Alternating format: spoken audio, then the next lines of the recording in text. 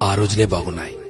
టెన్షన్లు, ఒత్తిళ్లు, డబ్బు సంపాదన ఇలా అతిగా ఆలోచనలు లేకుండా ఉన్నంతలో కుటుంబమంతా కలిసి ఆనందంగా గడిపిన ఆ రోజులే బాగున్నాయి. ఆదివారం ఆటలాడుతూ అన్నాన్ని మరచిన ఆ రోజులే బాగున్నాయి. మినరల్ వాటర్ గోల లేకుండా కుళాయి దగ్గర, బోరింగుల దగ్గర, బావుల దగ్గర నీళ్లు తాగిన ఆ రోజులే బాగున్నాయి. ఎండాకాలం చలివేంద్రాల్లోని చల్లని నీళ్ల కోసం ఎర్రని ఎండని సైతం లెక్క చేయని ఆ రోజులే బాగున్నాయి.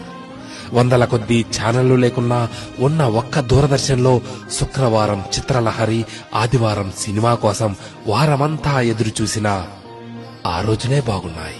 సెలవుల్లో అమ్మమ్మ, నానమ్మల ఊళ్లకు వెళ్లి ఇంటికి రావాలనే ఆలోచనే లేని ఆ రోజులే బాగున్నాయి.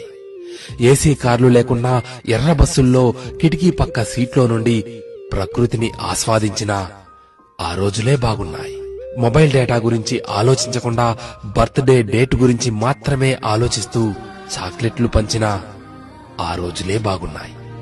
మటన్ బిర్యానీ, చికెన్ బిర్యానీ లేకున్నా ఎండాకాలం వచ్చిందంటే మామిడికాయ పచ్చడితో అందరం కలిసి కడుపు నిండా అన్నం తిన్న ఆ రోజులే బాగున్నాయి.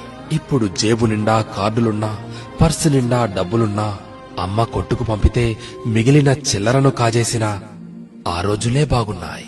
ఇప్పుడు చేతిలోని సెల్ నిండా గేములున్నా, ఆట స్థలంలో బ్యాట్ మార్చుకుంటూ ఒకే బ్యాట్తో క్రికెట్ ఆడిన ఆ రోజులే బాగున్నాయి. ఇప్పుడు బీరువా నిండా జీన్స్ ప్యాంట్స్, టీషర్ట్లు ఉన్నా 2-3 నిక్కర్లతో, కురచ షర్ట్లతో బడికి వెళ్లిన ఆ రోజులే బాగున్నాయి. ఇప్పుడు బేకరీల్లో కూల్ కేకులు తింటున్నా, 25 పైసల ఆశా జాకెట్లు తిన్నా ఆ రోజులే బాగున్నాయి.